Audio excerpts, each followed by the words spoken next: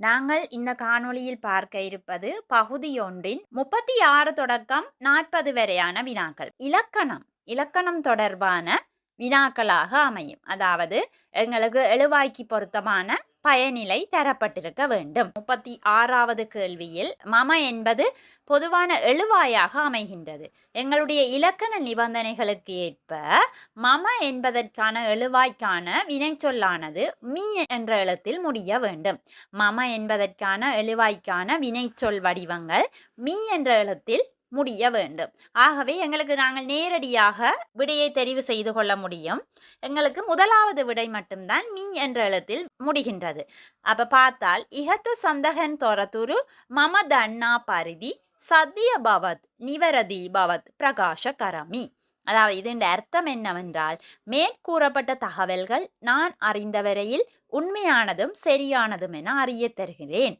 இங்கே நான் என்பது எழுவாயாகவும் பிரகாசகரமி அறிய தருகிறேன் என்பது பயனிலையாகவும் அமைகின்றது. ஆகவே இங்கே நாங்கள் எங்களுக்கு தெரிந்திருக்க வேண்டிய நிபந்தனை மம என்பதற்கான வினை சொற்கள், அதாவது பயனிலை சொற்கள் எப்போதும் மீ என்ற எழுத்திலேயே முடிவடையும். அதனை வைத்து நாங்கள் தெரிவு செய்து கொள்ள முடியும். இங்கே மா என்பது 2 வினாக்களில் மா என்பது வந்திருக்கிறது.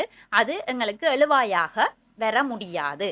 ஆகவே மமவும் வந்திருக்க வேண்டும், மீ என்ற எழுத்தில் முடிகின்ற வினை சொல்லும் வந்திருக்க வேண்டும். ஆகவே இங்கே மிக பொருத்தமான விடை எங்களுக்கு முதலாவது விடையாக அமையும். 37வது வினாவில் நாயக்க ஹாமதுருவோ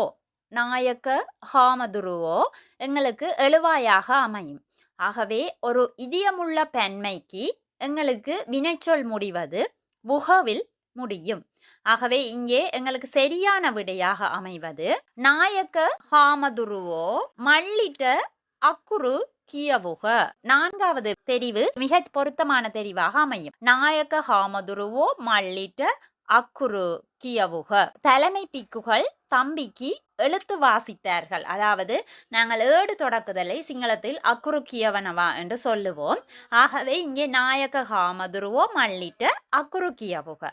தலைமை பிக்குகள் தம்பிக்கு ஏடு தொடக்கினார்கள் என்ற அர்த்தத்தில் வரும். ஆகவே 37வது வினாவுக்கு சரியான தெரிவாக 4வது தெரிவு அமைந்து கொள்ளும். 38வது கேள்வியில் எங்களுக்கு தருணையோ எழுவாயாக அமைகின்றது. தருணையோ எழுவாயாக அமையும். இங்கே வினைச்சொல் பெமினி சிட்டிதி, அதாவது இதியமுள்ள பெண்மைக்கான நிபந்தனையாக இது அமையும். தருணையோ எழுவாயாகவும் பெமினி சிட்டிதி அதுக்கு பொருத்தமான பயனிலையாகவும் இருக்கும். ஆகவே முதலாவது விடை தெரிவு மிக பொருத்தம். சமூக பரீட்சண சந்தகா பெனி சிட்டிமட்ட தருணையோ கிஹிப்பதனெக் பெமினிய சிட்டிதி. அதாவது நேர்முக தேர்வில் பங்கேற்பதற்காக ஏராளமான இளைஞர்கள் வருகை தந்துள்ளனர். ஆகவே தருணையோ என்ற எழுவாய்க்கு பொருத்தமான வினைச்சொல்லாக பெமினி சிட்டிதி அமையும். அப்ப 38வது வினாவுக்கான மிக பொருத்தமான விடையாக முதலாவது தெரிவு அமையும். 39வது வினாவில் வைத்திய வரிய, அதாவது பெண் மருத்துவர், பெண்பால் வைத்திய வரிய எழுவாயாக அமையும். ஆகவே எங்களுடைய இலக்கண நிபந்தனைக்கேற்ப அதற்கு சரியான பயனிலை பரீட்சா களாய, அதாவது பெண் மருத்துவர் நோயாளியின் கண்களை பரீட்சித்தார். இங்கே 3வது விடை மிக பொருத்தமாக இருக்கும். வைத்திய வரிய ரோகியாகி எஸ் பரீட்சா களாய.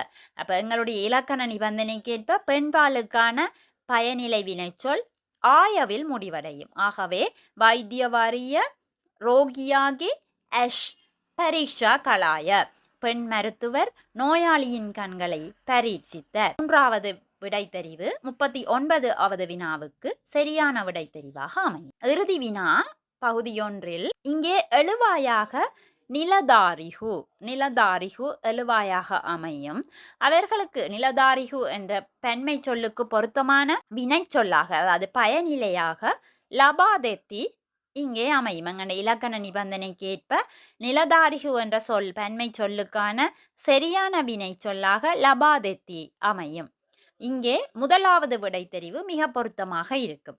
பிராதேசிய லேக்கம் காரியாலயே நிலதாரிகு ஒவுண்ட அவசிய ஆகார திரவிய லபாதெத்தி. அதாவது பிரதேச செயலாளர் அலுவலக உத்தியோகத்தர்கள் அவர்களுக்கு தேவையான உணவுப் பொருட்களை வழங்கினார்கள். ஆகவே இங்கே உத்தியோகத்தர்கள் எழுவாயாகவும் வழங்கினார்கள் பயனிலையாகவும் அமையும். அவற்றுக்கு பொருத்தமான சிங்கள சொல்லாக நிலதாரிகவும் லபாதித்தியும் அமைந்து கொள்ளும். ஆகவே 40வதும் இறுதியானதுமான வினாவுக்கு எங்களுக்கு முதலாவது விடை தெரிவு பொருத்தமானதாக அமையும். இதை இலகுவாக விளங்கிக் கொள்வதற்கு இந்த காணொளியின் இறுதியில் இந்த இலக்கண நிபந்தனைகளுக்கான ஒரு அட்டவணை இணைக்கப்பட்டுள்ளது. அதனை பார்ப்பதன் மூலம் நீங்கள் மேலதிக அறிவினை பெற்றுக்கொள்ள முடியும்.